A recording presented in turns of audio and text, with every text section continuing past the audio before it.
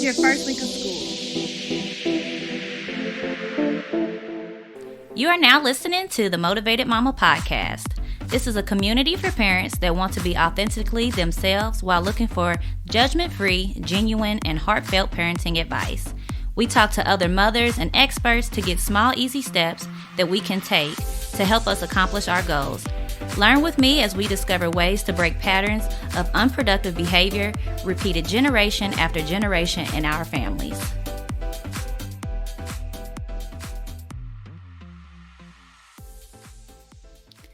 Hey guys, welcome to the first episode of The Motivated Mama.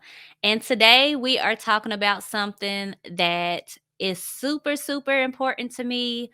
Probably one of my favorite things to really get into, and that is generational trauma. Generational trauma, or some call it generational curses, or family trauma, or I even read once ancestral fault. So what is it even? So generational trauma is basically like a habit or a behavior that's been passed down from generation to generation. And essentially, what happens is a child receives all of this information. So they pay attention to how they're parented, all the good, the bad, the ugly, and then they turn around and they use that same information that they received to parent their children. And regardless if it's good, if it's bad, they take that and it continues on, and then it continues on, and then it continues on until eventually somebody says, hmm, maybe that wasn't okay, or maybe that's not right. Um, so basically, that is what generational trauma is, just essentially negative habits that are continuously passed down, and they end up with a person who eventually is like, this ain't cool. So what are some examples of generational trauma? So that can be something as simple as yelling when you're frustrated, or being extremely controlling when it comes to parenting your kids. Sometimes it goes into a realm of favoritism and treating children differently in your household. Or it can even go deeper into bigger issues like poverty, or divorce. And sometimes it gets dark into like sexual trauma, and abuse. So it's a very wide range of issues, that sometimes families make a habit of continuously doing out of comfortability. It's easier to just continue on than to actually try to fix the problem. Um, so like, I've seen even narcissism be a huge part of generational trauma. People don't realize that you can actually pass down narcissism. And a lot of times, a part of a narcissist is to gain someone else to control. And they essentially teach somebody else, like one of their children, how to be a narcissist as well. So, very, very many different forms of generational trauma. So when we get into it, the first step is even recognizing it. What is it? And some people recognize this from very, very, very early on when they are a child. They sense things are wrong, they sense things are messed up. They're not happy, they're not comfortable. They notice that maybe their life and the way their parents act, or whoever their caregiver is raising them, is probably, it might be different than when they go to their friend's house and how their parents act and raise them. So some kids become curious on, is this right or is this wrong? um but a lot of times I notice you become more keen to what's going on, or your generational trauma, as you grow older. And it usually comes out first as an adult when you get into serious relationships. You start seeing, your bad behaviors come out, your triggers come out. um, and you can notice this a lot when you began to have your first arguments with somebody. How do you react when people disagree with you? Or how do you react when somebody yells at you? Um, or how do you react when somebody talks to you sensibly and good, and that's just something that you're not used to? So it can come out then, and a lot of times it comes out when you have your kids, because now you're put in a position to have to parent, and you have to figure out how you're going to parent. Um, and you'll see yourself become triggered by a lot of things that your children do. And you'll even have that same family who you grew up with. If you do things different, they may call out what you're doing different, or they may try to care for your child in the same way that they cared for you, and you may notice like that's not okay. You may become defensive. So a lot of times it comes out when you become a parent too, because now your eyes are like forced to be opened in a sense, um to what really happened with you as a child. So as we talk about recognizing the trauma, I want to get into a story. So here's my story time. So this is a story of two sisters. I actually had people, reach out to me about this, but they're going to remain anonymous. But their story is really, really cool.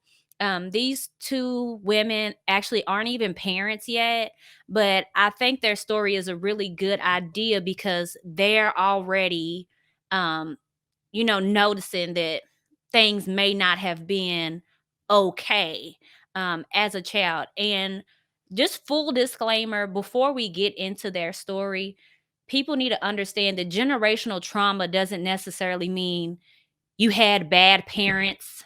It doesn't necessarily mean you have a toxic family.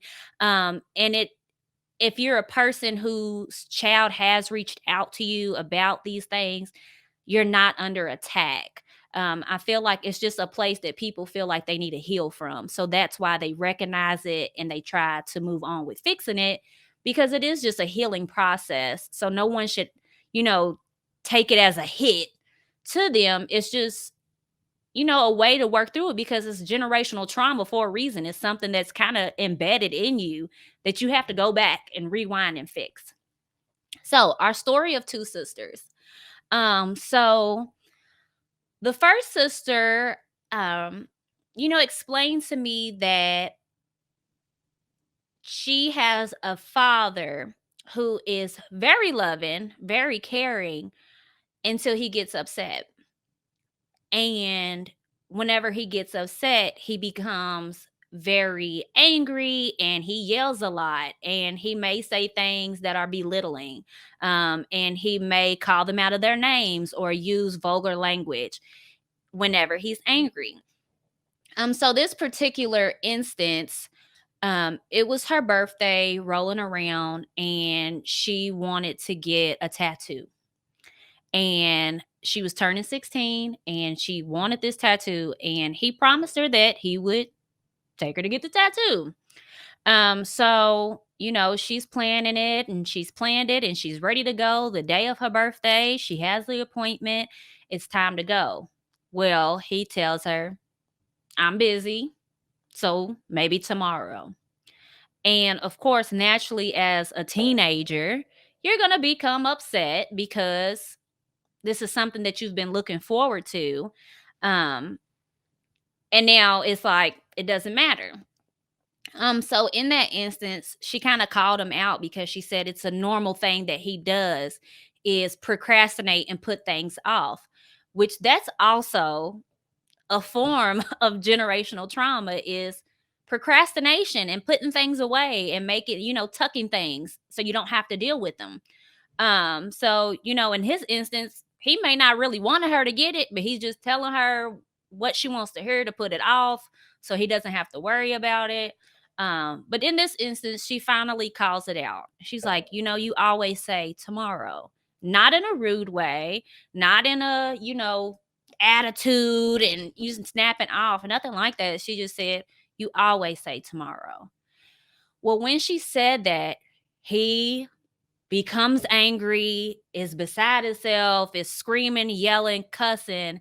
And she said at that point she breaks down and she just says to herself, maybe one year I'll have a good birthday.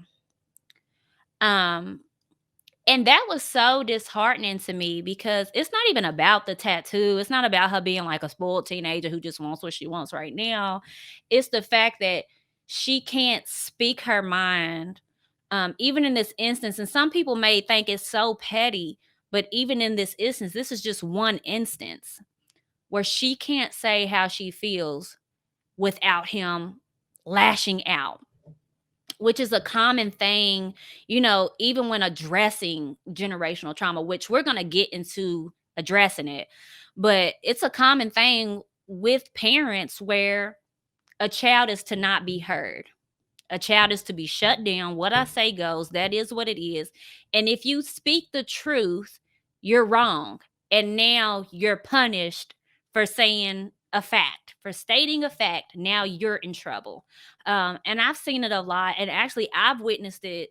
I've dealt with it in my own life, in my childhood. And I've seen a lot of people. This is like a common thing when we get into talking about generational trauma is if you're a child, you're to not be heard. If you're a child, your voice doesn't matter. And when you voice up and you speak out, you're disrespectful and you're wrong. And now you deserve to be talked to crazy, which is totally incorrect. Which could have been handled better. If he had something to do, he could have said, I said tomorrow because I'm sorry I forgot and I have something else that I have to do, but I promise we can get it done. I'm sorry to disappoint you on your birthday because ultimately that was her birthday gift and she didn't get it. Um, when she called him out on saying, you always tell me tomorrow, that could have been a time for the parent to reflect. And we talk about this not only to say, to scold the parent, like you did this thing wrong. We talk about this so that we can think to ourselves as well, where have I done this at? When have I lost my cool? Um, how do you step back and reflect as a parent when your kid calls you out when you've done something wrong? Like, do you initially lash out and be like, how dare you? Because I found myself doing that in the past when my daughter says like something that's blatantly a fact, even if it's as simple as I'm like, hey, I can't find the remote, and she's like, hey, you had it last, it was in your room. And I'm like, no, I didn't. And she's like, yeah, you did. And I'm like, find the remote. And she goes in my room and grabs, and she's like, it's where I said that you had it at. It's like, you kind of feel like silly and embarrassed to a point. And how dare my child for calling me out, when I'm supposed to be the one that's right. And in those instances, you have to really just put your ego to the side and be like, you know what? My bad. You're right. I do always procrastinate. I'm sorry that my procrastination has, had this effect on you. And it's nothing wrong with apologizing to your kid because you're human. I think if more of us as parents just saw ourselves as human, just like if we saw our children as human, it would be so easy to just handle the issue and move forward. And you don't have to have these huge blow ups, So it would have been easier to say, you know what? You're right. I procrastinated. I always procrastinate. I'm sorry that this has affected your birthday in a negative way. I promise to do better next time. And it could have been better. And the girl wouldn't have been left feeling like, dang, I can't never have a good birthday. I can't never have a good day because if anybody says anything to you, you're mad. Um, so the story of the other sister, Um, kind of the same thing. So, she felt like she was very unheard in the same kind of instance though, but differently. She's very quiet and she's very timid. And she says a lot of times she doesn't say things because she's afraid that her dad is going to be mad or he's going to lash out. So now it's kept her from barely even using her voice. Um, but in her instance, she talked about how difficult her life was when her parents went through a divorce. They went through this divorce. It wasn't a good time, but it went by extremely fast for her. And she's like, during that time, nobody really had a say so in anything. And, her father quickly married after, like, literally like 2 months after her parents divorced. And she had to immediately move in with this person that she didn't know. And she was forced to call this person her mother, like forced to call her mom. And when she didn't want to do that, it became the same issue. The yelling, the screaming, the temper tantrum almost. Like, this parent throws a temper tantrum whenever someone doesn't want to do things his way. Um, so I feel like that is the trauma right there in itself.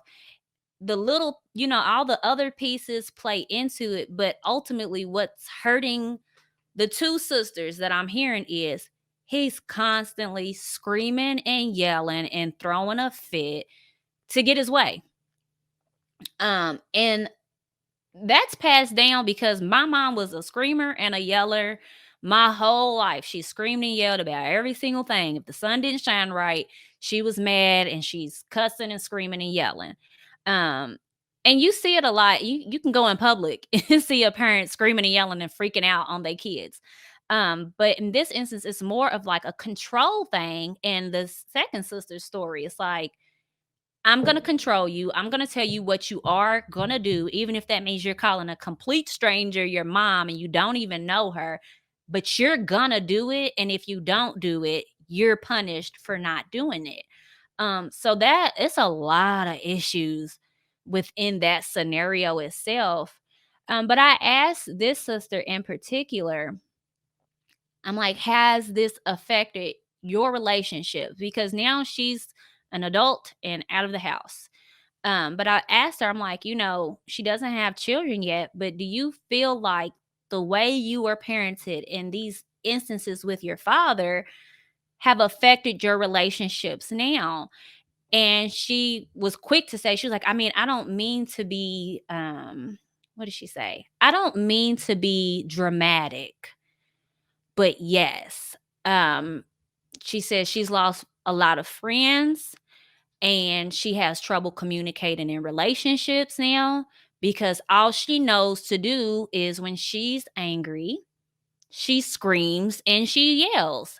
And when she is not, when somebody disagrees with her or when she doesn't have full control, she screams and she yells. She's developed a lot of anxiety.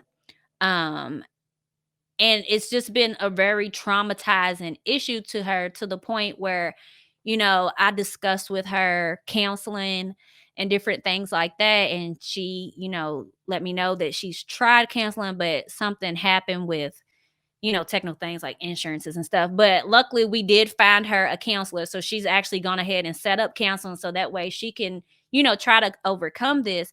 Because what both of the sisters actually said to me was, please help me through this because I don't want to be the same parent to my children. And that was just like eye opening. And, one of the sisters specifically said, can you pray for me? Because I'm afraid that when I have kids, I'm going to act the same way. So I'm glad that we found that resource for them so that way they can get counseling to kind of overcome, um, these issues that they're having that they've received as a result of the trauma. So with that being said, those are some really, really eye-opening stories. I do have some homework for you now. So your homework is to recognize your trauma. You can do this in various ways. Some of us already know. I could give you a laundry list of my stuff. But you want to recognize your trauma. So write down things, think about, like I told them, how do you react when you're in an argument? When somebody yells at you, what is your reaction? When somebody doesn't yell at you, what is your reaction? Do some shadow work. With shadow work is basically just like trying to sit back and really remember how things went in your household. Try to remember what a regular day was in your household as a child. Try to think about, how you saw your parents react in different types of situations. How did they treat each other in different situations? How did your parents argue? How did if your parents weren't together, how did they argue with other people? How did they treat other people in their families? Were they quiet? Were they timid? Were they not open? Were they closed off? Were they out loud about different things? So just try to think of that, and also think of your triggers, especially if you already have children. When your kids cry, how do you react? When your kids disagree with you, how do you react? When your kids tell you no, how do you react? When they're screaming and yelling and throwing a tantrum, think about your reactions to things and try to put those puzzle pieces together to be like, why do I react this way? Is it because my mama reacted that way when I was a kid? Is it because I'm angry? When my daughter lied to me, I had to figure out why I got so mad. It's because I was triggered by that from situations in my life where people lied to me and led me astray. So you have to figure out what your triggers are. So your homework is to recognize that trauma. Also, if you're on our website or on our Facebook page, I will have a recognizing your trauma checklist. And it's going to have all of these different things in detail. So that way you kind of have a guide to recognizing your trauma. So tune back in, because next time we're going to continue this talk about generational trauma, and we're going to go into how to address that trauma with your family or loved ones. So make sure to subscribe and to tell all of your other parenting friends or your families, or any type of caregivers that you know about the show, so that way they can listen in as well. Thank you all so much for listening. If you want to submit a question or if you want to be on the show, message me at contact@momamapodcast.com. That's MOMAMA podcast.com. Please tell all the moms you know about the podcast, our Facebook group, YouTube channel, and community events. Your recommendation helps our show grow. Please rate and review us wherever you listen to our podcast.